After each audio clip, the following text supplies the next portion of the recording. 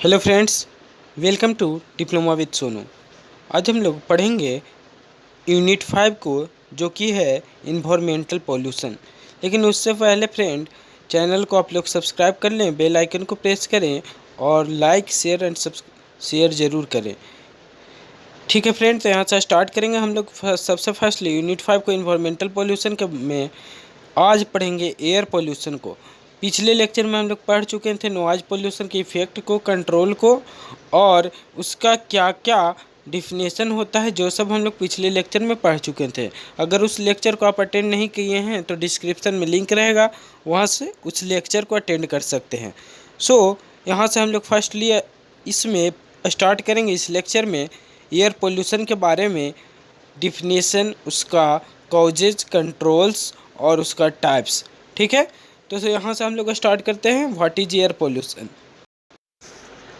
तो देखिए फ्रेंड, सबसे आगे डिफिनेशन क्या है एयर पोल्यूशन को, जो समझते हैं। तो देखिए, एयर पोल्यूशन को इस तरह से डिफाइन किया गया है कि द प्रेजेंस इन और introduction into the air of a substance which has harmful और पॉइजनस इफेक्ट। ऐसा चीज़ का प्रेजेंस जो कि एयर में जब मिलने के बाद उस एयर को हार्मफुल बना दे, पॉइजनस बना दे, उसी को हम लोग क्या बोलते हैं, एयर पोल्यूशन बोलते हैं। It is broad term apply to all physical, chemical, biological agents that may modify the natural characteristics of the atmosphere and the environment.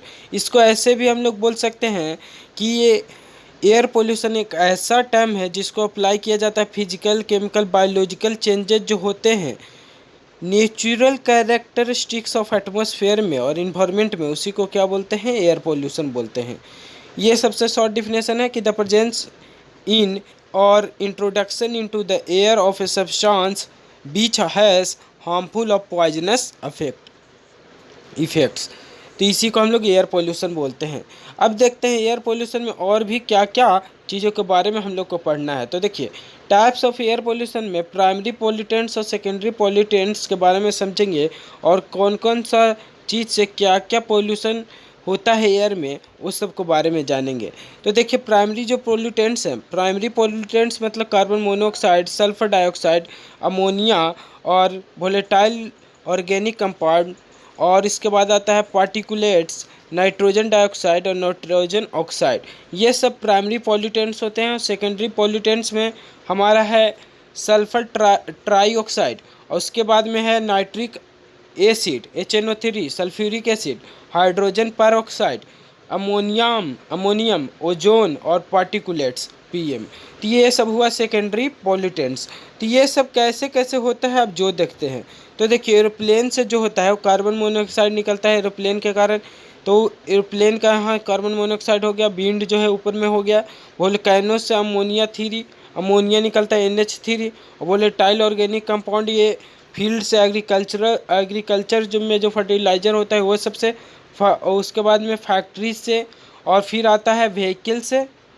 उसके बाद में और भी हम लोग बोल सकते हैं क्या, गोदाम से, जो होम्स, टाउन्स और होम्स से वोलेटाइल ऑर्गेनिक कंपाउंड जैसे ACG, ये सब से जो गैसें निकलते हैं वो सब में वोलेटाइल कंपाउंड में चले जाते हैं।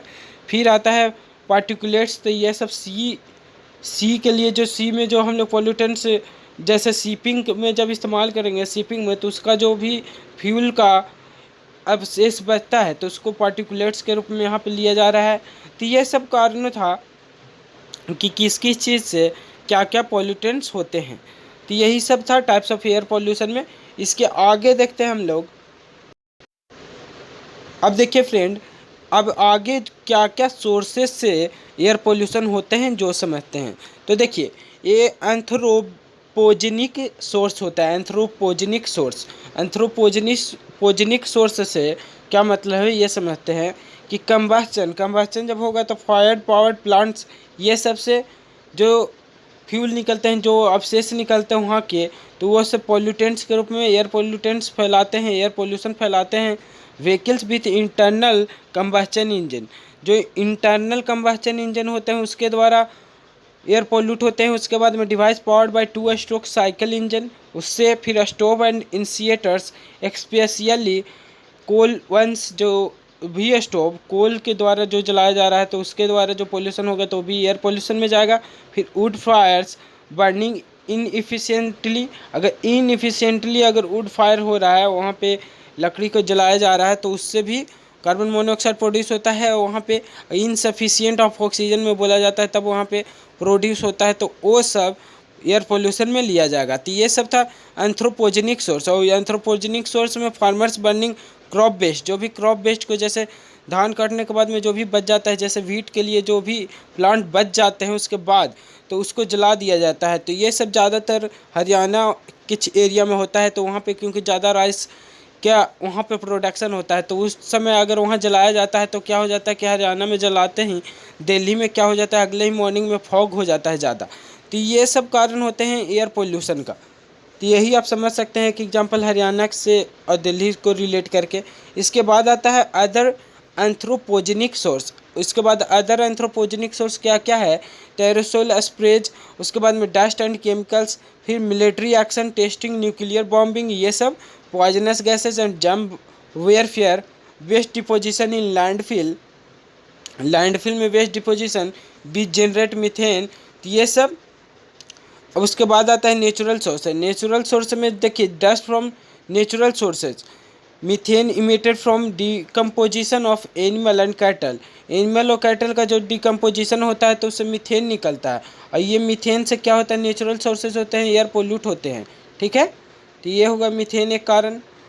उसके बाद आता है smoke and carbon monoxide from wild fires. Wild fires मतलब जंगल में जब आग लग जाता है तो वहाँ से कार्बन मोनोऑक्साइड और स्मोक जो निकलता है उसके द्वारा एयर पोल्यूट होता है। तो ये सब नेचुरल सोर्सेज में आ गए। तो इसके बाद हम लोग देखते हैं, अब देखिए फ्रेंड कि कंटामिनेंट्स क्या क्या होते हैं एयर पोल्यूशन में।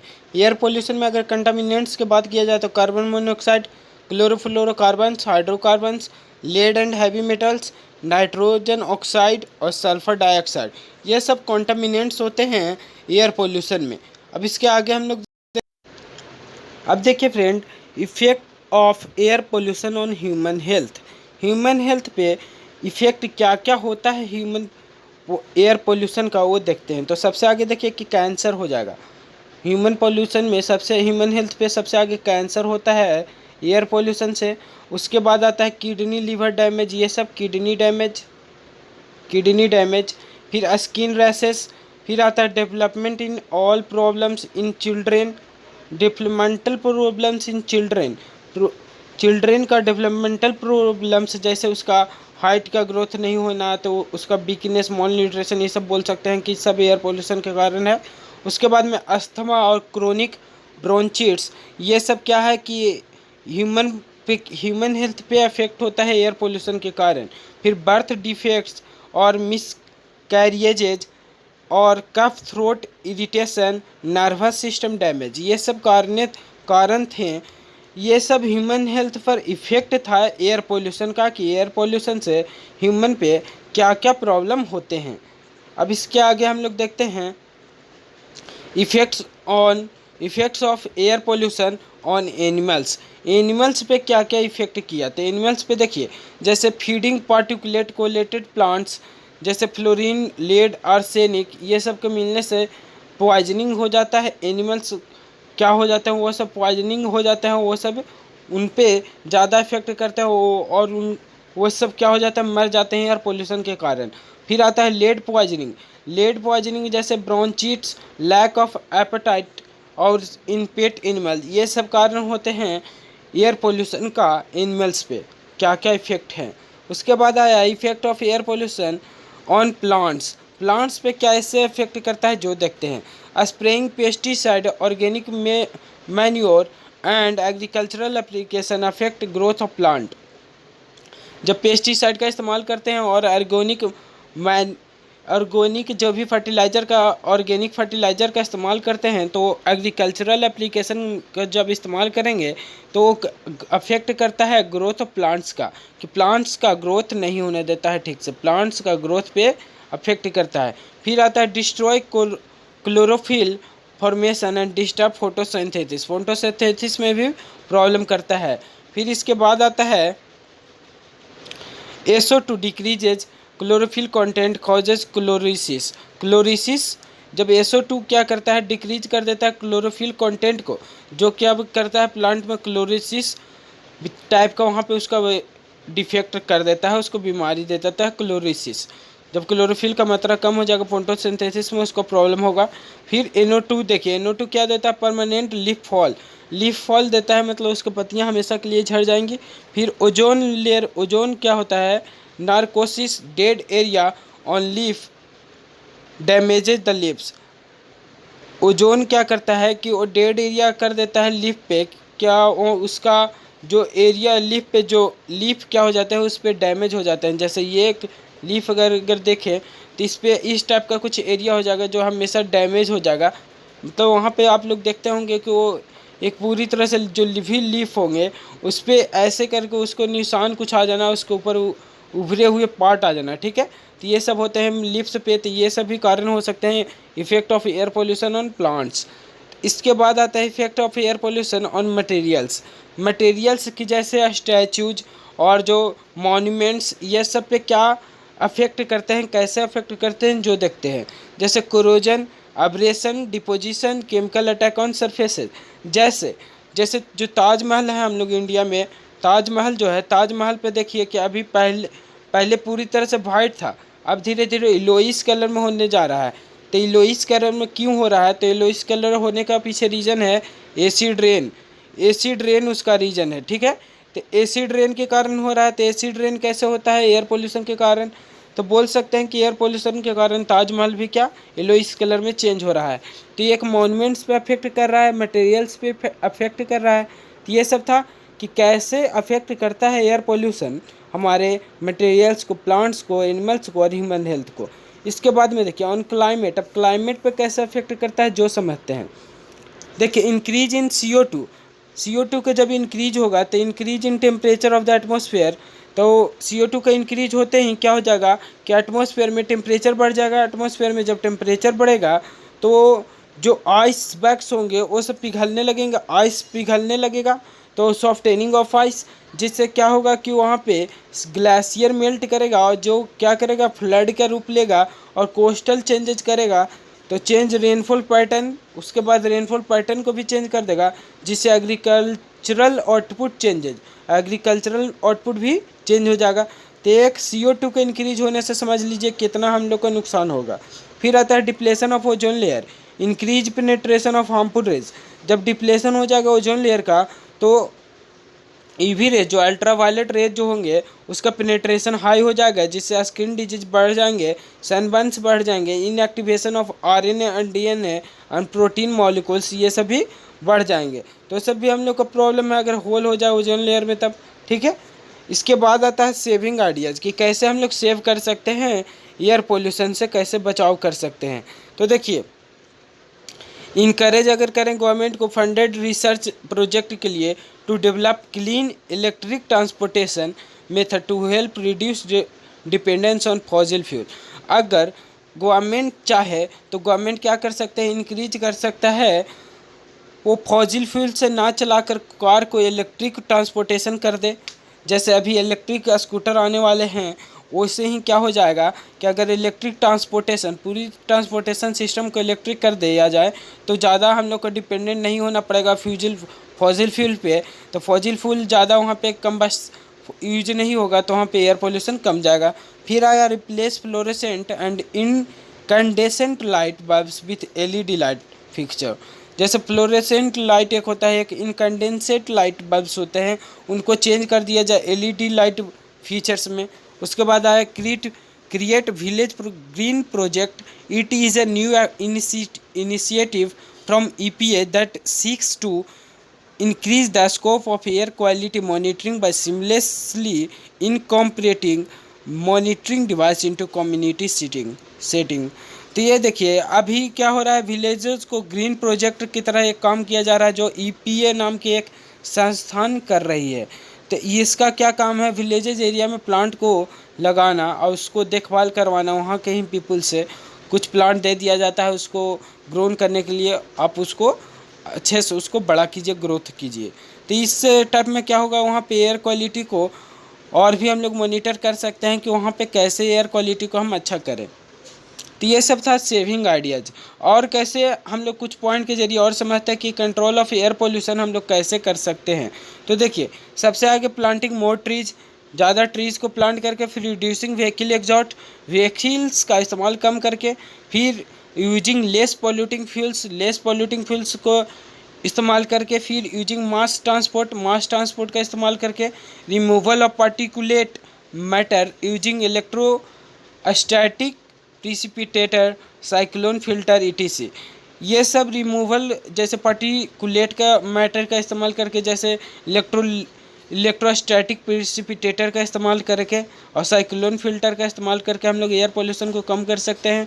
फिर industrial area should be seated far away from residential area. इसी जो इंडस्ट्री जहाँ पे लगाना है तो रेसिडेंशियल एरिया से हम लोग दूर लगाएंगे तो एयर पोल्यूशन कम होगा। फिर suitable chemical methods apply to remove hydrocarbons, chemical method का इस्तेमाल करके कि हाइड्रोकार्बन्स को कैसे हम लोग कम कर सकते हैं, कैसे हटा सकते हैं। Multi stage combustion process suggested to remove oxides of nitrogen, nitrogen का मल्टी स्टेज कंबस्शन प्रोसेस का यूज करके नाइट्रोजन को कम कर दें तो एयर पोल्यूशन कम हो सकता है। तो यही सब था कि कैसे इफेक्ट था, क्या कंट्रोल था एयर पोल्यूशन का, और एयर पोल्यूशन कैसे होता था, क्या क्या उसका इफेक्ट्स था। ठीक है फ्रेंड, तो इसके आगे हम लोग और भी देखते हैं कि ग्लोबल वार्मिंग क्या होते हैं और एसिड रेन के बारे में ये समझते हैं। अब देखिए फ्रेंड, यहाँ से है ग्लोबल वार्मिंग क्या होता है। हम लोग का सिलेबस के अनुसार अगला पॉइंट ग्लोबल वार्मिंग क्या होता है जो समझते हैं। ग्लोबल वार्मिंग को सबसे आगे समझेंगे, इसी में आगे हम लोग ग्रीन हाउस इफेक्ट को जानेंगे और इसके कॉजेज को, इफेक्ट को भी देख लेंगे। देखिए, सबसे आगे ग्लोबल वार्मिंग अगर बोला जाए तो global warming is the increase of earth's average surface temperature.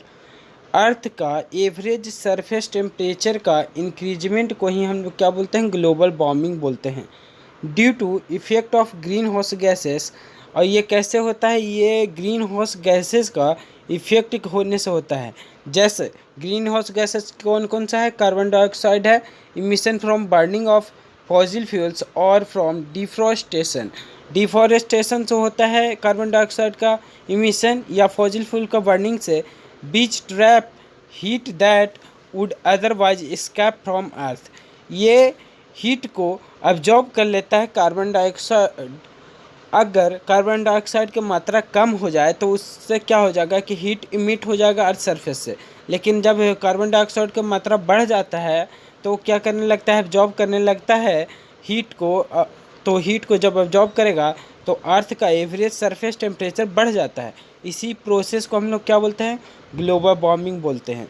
अब देखिए, this is a type of green house effect. ये ग्रीन हाउस इफेक्ट का ही टाइप है, क्योंकि ग्रीन हाउस इफेक्ट क्या होता है, उनमें भी जो भी हार्मफुल गैसेज होते हैं उनका मात्रा बढ़ जाते हैं, जैसे कार्बन मोनोऑक्साइड, कार्बन डाइऑक्साइड, ये सब का मात्रा। ठीक है, तो ग्लोबल वार्मिंग समझ गए होंगे फ्रेंड। ग्लोबल वार्मिंग क्या है, global warming is the increase of earth's average surface temperature. ये कैसे होता है, तो ये कार्बन डाइऑक्साइड के इमिशन के कारण होता है, जो कि इमिट होता है बर्निंग ऑफ फॉसिल फ्यूल से और डिफोरेस्टेशन से। ठीक है, इसके आगे हम लोग देखते हैं green house effect. Green house effect क्या होता है, तो जैसा कि बात बोला गया कि ग्लोबल वार्मिंग क्या है, कि global warming green house effect का ही टाइप है। तो ग्रीन हाउस इफेक्ट क्या है जो हम लोग समझते हैं। Green house gases sometimes abbreviated GHG, जिसको कभी कभी GHG के नाम से जानते हैं हम लोग, GHG। ठीक है, is a gas in an atmosphere that absorbs and emits radiation within the thermal infrared range। तो ये ग्रीन हाउस इफेक्ट ऐसा गैसेस होते हैं जो एब्जॉर्ब करते हैं और इमिट करते हैं रेडिएशन को विद इन इंफ्रारेड रेंज के अंदर में ही। ठीक है, this process is the fundamental cause of a green house effect. यही प्रोसेस क्या है कि फंडामेंटल कॉजेज होते हैं ग्रीन हाउस इफेक्ट का। The primary green house gases in the earth's atmosphere are. Primary क्या क्या होते हैं ग्रीन हाउस गैसेज जो देखते हैं, water vapour, carbon dioxide, methane और नाइट्रस ऑक्साइड और ओजोन। ये सब गैसेज होते हैं ग्रीन हाउस इफेक्ट में ग्रीन हाउस गैसेस के नाम से जाने जाते हैं। इसके आगे हम लोग देखते हैं कि कॉज ऑफ ग्लोबल वार्मिंग का क्या कॉज है। तो सबसे आगे जो है increasing atmospheric concentration of green house gases का क्या होते हैं कि ग्रीन हाउस गैसेज अब्जॉर्ब करते हैं रेडिएशन को। तो अगर ग्रीन हाउस गैसेज में बढ़ जाएगा तो रेडिएशन ज़्यादा अब्जॉर्ब होने लगेगा। रेडिएशन जब ज़्यादा अब्जॉर्ब होने लगेगा तो अर्थ का एवरेज टेम्परेचर बढ़ने लगेगा। अर्थ का जब एवरेज टेम्परेचर बढ़ने लगेगा तो ग्लोबल वार्मिंग होगा। तो इसीलिए कॉज ऑफ ग्लोबल वार्मिंग क्या है कि increasing atmosphere concentration of green house gases. उसके बाद आता है global changes to land surfaces such a deforestation से ग्लोबल चेंजेज होते हैं, उनसे भी क्या होते हैं कि ग्लोबल वार्मिंग होते हैं। फिर थर्ड पॉइंट है increasing atmospheric concentration of aerosols का भी इंक्रीजमेंट से ग्लोबल वार्मिंग होते हैं। तो ये सब कॉजेज थे ग्लोबल वार्मिंग का। इसके आगे देखते हैं हम लोग थोड़ा बहुत और भी पीपीटी के माध्यम से समझते हैं पिक्चर से कि कैसे ग्लोबल वार्मिंग होता है। तो देखिए, सन से रेडिएशन आया अल्ट्रा वायलेट रेज जो कि विजुअल होता है, इंफ्रारेड ईटीसी होता है, ठीक है। इंफ्रारेड रेज आया सन से आया अर्थ सरफेस पे आया तो ग्रीन हाउस इफेक्ट क्या होता है उसको एब्जॉर्ब करता है। तो कुछ मात्रा सन रेज क्या हो जाते हैं को रिफ्लेक्ट कर जाते हैं। Radiation reflected by atmosphere clouds gases dust, ये सब से रेडिएशन रेडिएट हो जाते हैं गैसेज। और कुछ क्या होता है ग्रीन हाउस इफेक्ट में, अगर CO2 की मात्रा ज़्यादा होगा या नाइट्रस ऑक्साइड का मीथेन का मात्रा ज़्यादा होगा तो ये सब गैसेस को अब्जॉर्ब कर लेते हैं। तो यही सब होता है ग्रीन हाउस इफेक्ट के कारण। देखिए इंफ्रारेड एब्जॉर्ब्ड, यहाँ बोला जा रहा है इंफ्रारेड क्या करता है एब्जॉर्ब कर लेता है ग्रीन हाउस इफेक्ट को और sent back to the earth, और उसको अर्थ सरफेस पे दोबारा भेज देता है। इंफ्रारेड रेडिएशन एमिट करता है अर्थ सरफेस से रेज को, तो ग्रीन हाउस इफेक्ट के कारण फिर से अर्थ सरफेस पे आ जाता है। यही क्या करता है कि एवरेज अर्थ सरफेस टेम्परेचर को बढ़ा देता है। तो इसी कारण ग्लोबल वार्मिंग होते हैं। अब देखिए फ्रेंड, यहाँ पे हम लोग और भी चीज़ों को समझते हैं कि इम्पैक्ट ऑफ ग्लोबल वार्मिंग का इम्पैक्ट क्या क्या था।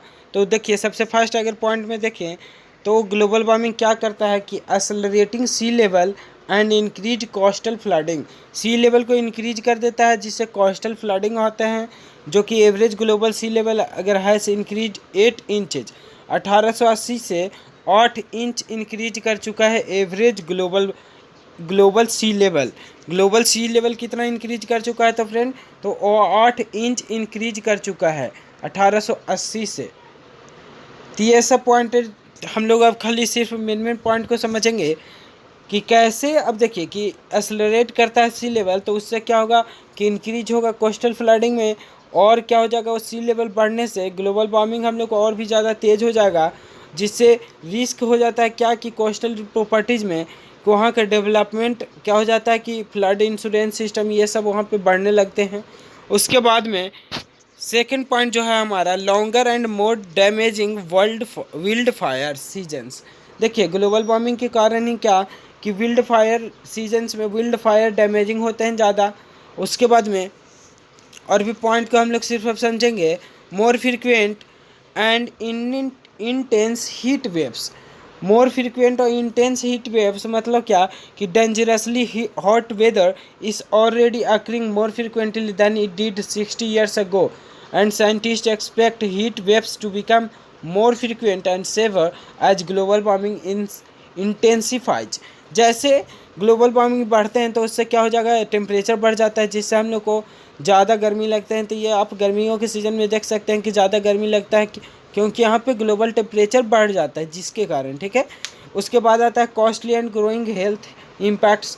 कॉस्टली और ग्रोइंग हेल्थ इम्पैक्ट इसका देख सकते हैं आप, ये पढ़ सकते हैं अच्छे से कि जैसे एलर्जीज होता है, स्किन डिजीज, ये सब इंसेक्ट ब्रोन डिजीज ज़्यादा हीट होने से। उसके बाद में सिक्स्थ पॉइंट जो हमारा है मोर सेवर ड्रॉट्स इन सम एरियाज। उसका इम्पैक्ट क्या होता है ग्लोबल वार्मिंग का, कहीं कहीं कुछ एरिया में ड्रॉट का सूखा का आना। फिर आता है destruction of coral reefs. Coral reefs का मतलब क्या कि as a global temperature rise so do average sea surface temperature, तो एवरेज सी सरफेस टेम्परेचर भी क्या उसमें भी चेंजेज आते हैं। These elevated temperature cause long term damage to coral leaves, जो भी कोरल लीव्स होते हैं उन पे लॉन्ग टर्म डैमेज होते हैं। Scientist have documented that sustained water temperature of as little as 1 degree Celsius above normal summer maxima can cause irreversible damage. अगर 1 degree भी टेम्परेचर बढ़ जाए वाटर का सी लेवल में तो वो इरिवर्सिबल डैमेजेस कर देंगे वहाँ के प्लांट्स के लिए, वहाँ के जो पेड़ पौधे होंगे उनके लिए। उसके बाद में देखिए कि एक डाटा है, डाटा क्या है कि top 5 countries by 2012 carbon dioxide emission, 2012 से कार्बन डाइऑक्साइड इमिशन में सबसे ज़्यादा कौन प्रोड्यूस करता है ये सब देखते हैं। सबसे देखिए सबसे फर्स्ट जो नंबर में आता है वो चाइना है। इसके बाद जो है हमारा इसके बाद यूएसए है, United state of America second में। इसके बाद देख लीजिए यहाँ पे भी कार्बन डाइऑक्साइड इमिशन में 2012 में ही इंडिया थर्ड पोजीशन पे था, तो अब तो सेकंड पे होगा समझ लीजिए।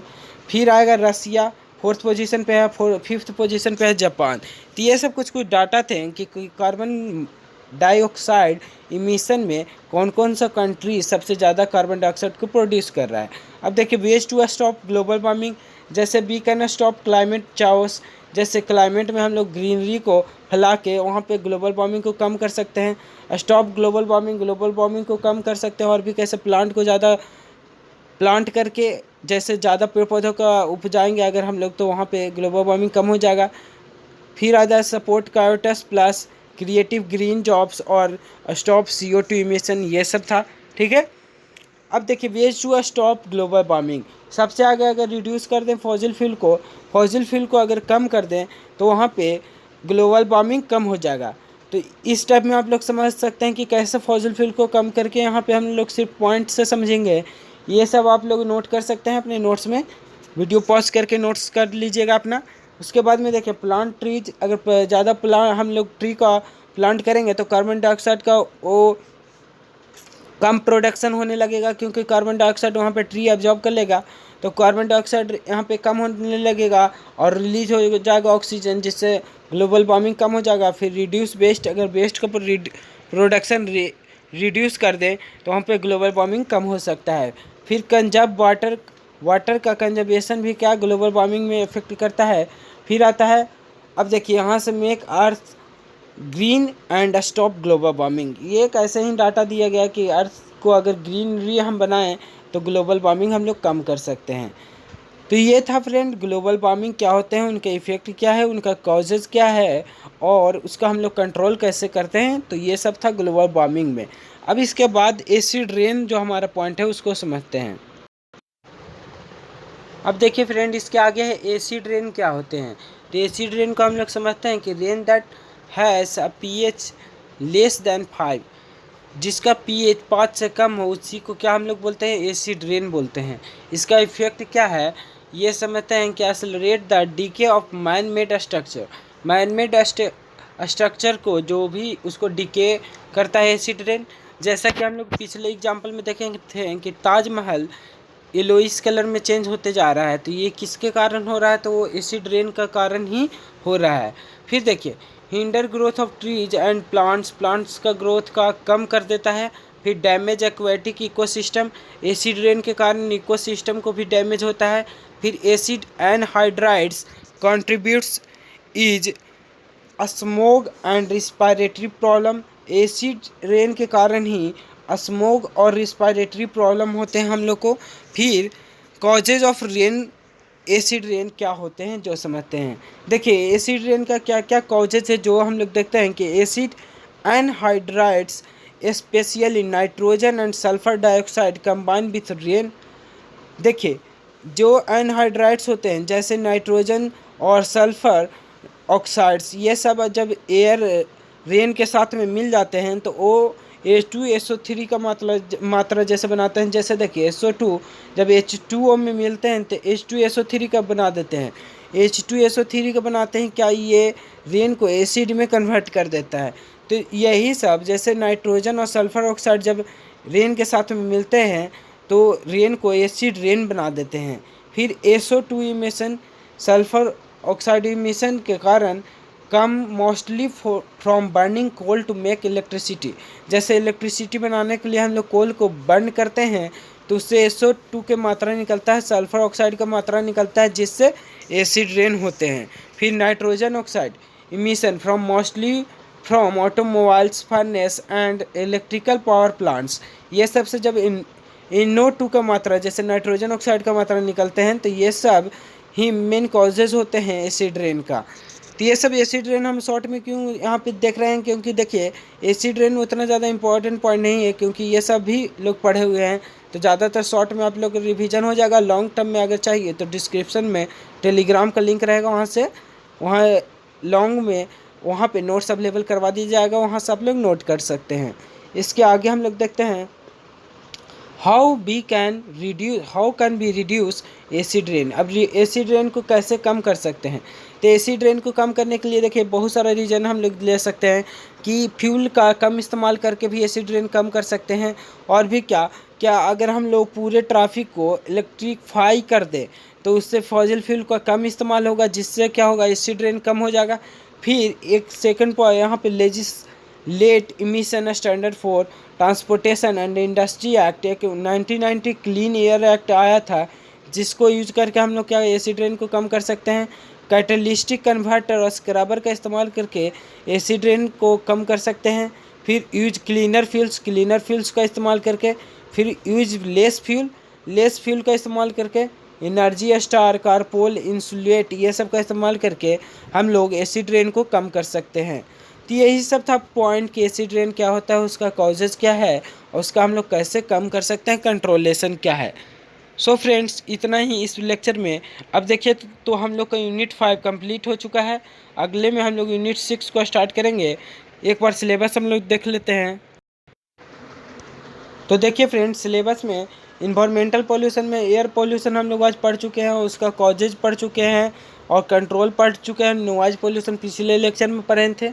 और इसमें और भी क्या कि जैसे ग्लोबल वार्मिंग क्या होता है, एसिड रेन क्या होता है, उसका कॉजेज इफेक्ट भी पढ़ चुके हैं।